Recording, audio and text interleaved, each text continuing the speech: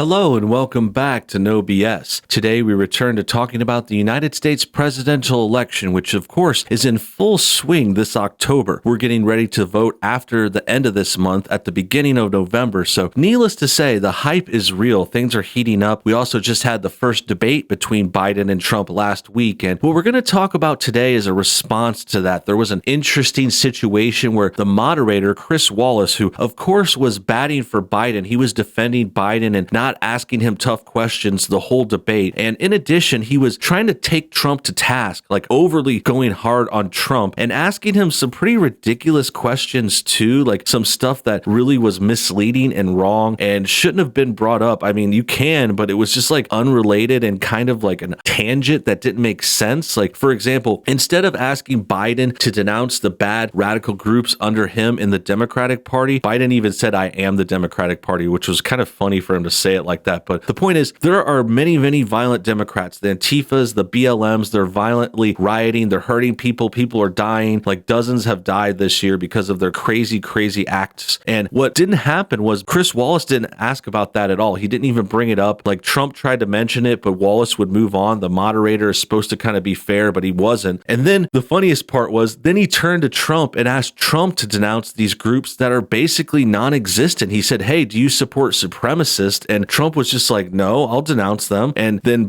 Wallace is like, "Then do it, denounce them." And Trump was like, "I did, you know?" And then Wallace is like, "Well, why won't you denounce them?" And he just kept repeating it. And Trump kind of like turned his head at him. He's like, "Dude, are you listening? Like, what is wrong with you? Is your brain broken?" And that's what we want to bring up today, because Trump not only denounced them in the debate, he's denounced them many times over the years. We have video evidence of that, which we're going to go over. And we're going to just get into it real quick. We're going to go over the video, talk about how ridiculous this is and how this issue is like a non-issue. And it's funny that they bring it up while ignoring the real issues with the Democrats. So we'll get to that soon. But first, let's take a quick moment to check out our sponsor. We're talking about chess today, and this set is awesome. It's based on this U.S. election. It's got the king figures being Donald Trump and Joe Biden, and other figures are represented too. You've got Kamala Harris, you've got Chief Justice John Roberts, Mike Pence, George W. Bush, Democrats, Republicans. It's a very topical, very funny, very cute chess set that can be yours today. If you check out our link below today's video, you could get this special offer for a very good deal too. You get free shipping, and you can also upgrade to a double offer if you're interested in an extra set for a friend or family member, or maybe for a gift. Christmas is coming up not too far from now, but I think it's a great offer and you guys should consider it. If you're interested, click the link below this video. Enjoy the 2020 chess set, and now let's get back to the show. Great, now that that's out of the way, let's turn to today's story. I found this video in a tweet from Breaking. It says, "President Trump, I don't know who the Proud Boys are. Do you denounce white supremacists?" Trump says, "I've always denounced any form of any of that, but Joe Biden has to say something about Antifa. That's not a philosophy." So that's another reference to the debate. Trump did mention Antifa, and what happened was pretty funny because Biden did say Antifa is just an idea. He tried to pretend it wasn't even a group, which is really ridiculous, and it really should insult everyone's intelligence that's watching. Like, Biden is trying to pretend Antifa doesn't exist. Like, he's trying to play it down that much, but we know there's evidence. We've seen videos of them rioting. We've seen their chaos cause fires and buildings to get destroyed, cars to get burned down, people to get hurt. You know, we've seen them get arrested. We've seen the mugshots. We've seen them do interviews, them talk about being in Antifa. There's meetings online. There's like groups on Facebook talking about meeting here, destroying this statue. We're going to take down this statue. I mean, it is out there. And the fact that the presidential candidate for the Democrats is trying to gaslight people like this, like he's trying to make us think our eyes are lying to us. Like, that's really what's going on here. It's like, don't believe your lying eyes. Like, just listen to the Democrats. And that was really the kind of MO of Biden during that debate. That was another thing that I really didn't like, was he just kept saying stuff that had no substance. It didn't mean anything. He kept just claiming Trump was lying. He said, "That's not true. That's a lie." He just denied everything in the most obnoxious way with no explanation, just saying it's a lie. It's a lie. And that kind of happened with the Antifa question. It also happened when Trump questioned, Biden's kids, how his son made all this money under him in his vice presidency. Like, Hunter Biden was hired by this rich Ukrainian company who gave him lots of money. He was also wired millions of dollars from a Russian billionaire. Like lots of shady stuff happened under Biden's vice presidency. Like he got his family rich. That's what Democrats do. And when confronted with that, he just said, that's a lie. That's not true. That's all. He just brushed it off and pretended it didn't happen. And I guess his base is that dim-witted, or they just don't care. They just hate Trump so much. They don't care about the real truth. So that's enough preface. That's enough kind of tangent. Let's get back to the matter at hand. Let's talk about Trump getting confronted about these groups that are basically non-existent.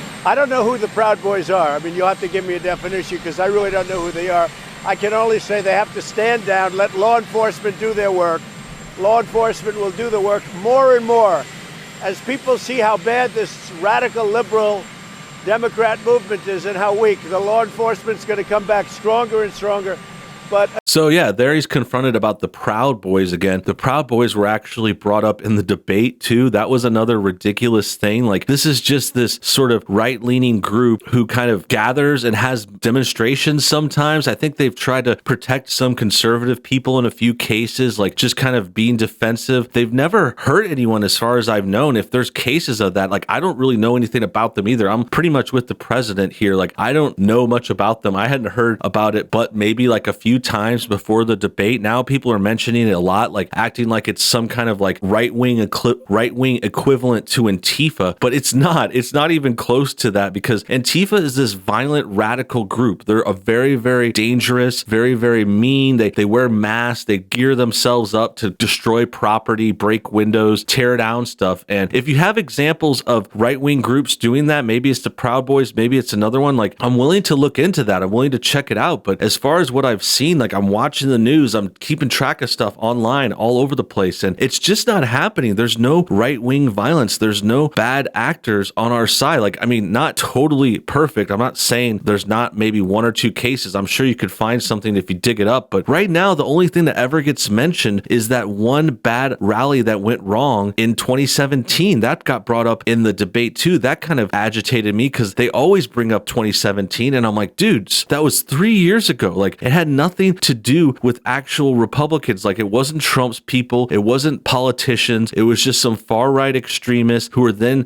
kind of co-opted and joined by some more people that were likely racist and very bad. Like no one's defending that, but that did come up in the debate too, which is ridiculous. Like they were talking about an event from 2017 that admittedly went wrong. It turned into a bit of chaos. Someone did die, but let's keep the numbers in check. Let's have a little perspective. I mean, one white person killed another white person at a rally that went wrong in 2017. That's terrible. No one likes that. But what about all the people that died this summer? What about everything that's happening in 2020? 3 years later, these Democrats are living in the past. They need to live in the present, but that's why they want to time travel, because they don't have stuff to get us in the present. They just have to time travel to one event and one person suffering a very bad fate in 2017, ignoring all the dozens of people Antifa and BLM have caused to die this summer. I mean, just the last few months, let alone this year. I mean, this year, there's been lots of murders and violence in the liberal-run cities. Chicago is the murder capital of the world, and that's a liberal problem, but no one wants to talk about that. They want to bring up 2017. They want to bring up Proud Boys, which is just some ridiculous, like, comparison that doesn't make any sense, and that's why Trump pivots. It's not like a dodge. It's just saying, hey, you're bringing up this stuff that isn't relevant. Like, Joe Biden needs to denounce and deflect Antifa and BLM. These are the violent groups. These are the groups causing our country to be ruined. Again, I don't know who Proud Boys are, but whoever they are, they have to stand down, let law enforcement do their work. Just stand by. Look, law enforcement will do their work. They're going to stand down. They have to stand down. Everybody. They have to stand, whatever group you're talking about, let law enforcement do the work. Now, Antifa is a real problem. Antifa is the real problem, and I wish the reporters or anyone would start mentioning them. And yeah, Trump saying stand down, just like he kind of had to rephrase his words. I think in the debate, they're holding it against him because he said stand by. That's what that reporter just said. But listen to the man talking to your face. Like, quit trying to bring up old quotes. He might have said stand by, and now he understands that people thought that was, having them ready to go, ready to go for him. But that's not what he meant. Now he's saying saying stand down. He's being more clear. Like, listen to the guy. This is something that happens to me too. It's so frustrating. Like, people get into a conversation with you and they don't even want to talk to you in person. They just bring up your old quotes. Like, luckily this quote is just a week ago. I mean, that's more relevant, but we're talking about people that'll say quotes from years ago. They'll bring up old videos with quotes that are brought out of context or re-edited, refigured, hacked, or whatever you want to call it, faked or forged. And it's just ridiculous. It's like, talk to the man to his face. He said, stand down. He said, let the cops handle the law enforcement. And that's because, like I said, basically the Proud Boys are just this group that are protecting people and trying to protect property and conservative values and stuff like that. So they're kind of like stepping up when the cops wouldn't do their job. Now, that's interesting. That's an interesting angle. I don't know if you want to support or go against that, but it makes sense when you think about how the cops haven't been stopping stuff and protecting people. And I'm not necessarily for that. I believe the law enforcement should be in charge too. I agree with Trump. And that's exactly why he's saying that. He's saying the cops are in charge. They handle the law and order. Quit trying to take it in your hands. We've got this. He's just doing the right thing. And the reporter's like, well, you said stand by a week ago. Oh my God, I got you. It's like, no, you're an idiot. Because the problem is on the left. And Biden refuses to talk about it. He refuses to issue the words law and order. You saw that last night when he choked up. He can't say the words because he'll lose the rest of the left. So he's got to condemn Antifa. Antifa is a very bad group. Yeah, I want law and order to be a very important part. It's a very important part of my campaign. And when I say that, what I'm talking about is law enforcement the police have to take care. And they should stop defunding the police like they've done in New York. Like they've done in New York. I just told you.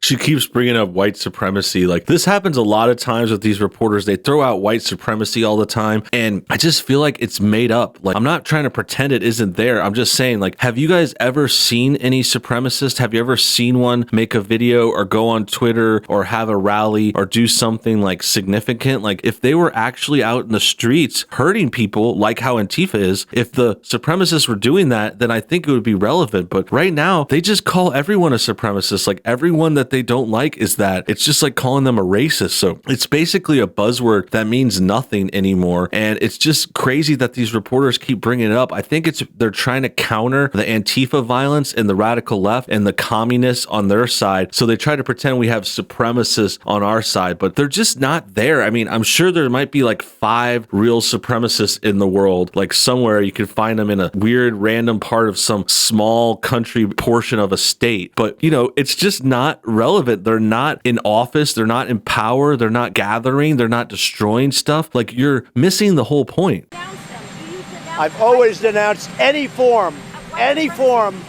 of any of that. You have to denounce. But I also, Joe Biden has to say something about Antifa. It's not a philosophy. These are people that hit people over the head with baseball bats. He's got to come out and he's got to be strong. And he's got to condemn Antifa. And it's very important that he does it. So Trump just did it. He denounced the supremacy. He has nothing to do with that. He doesn't like any form of that. I don't know how many times you can deny it, but that's just the way the media works. They're not very smart. They're not sending their brightest, and they're just really, really weak kind of propaganda pushers. That about wraps things up. I hope you guys enjoyed today's video. Make sure you comment your thoughts on everything below. Hit the like button if you enjoyed what you saw. Subscribe if you're new, and hit the bell for notifications too. Until next time, have a great day.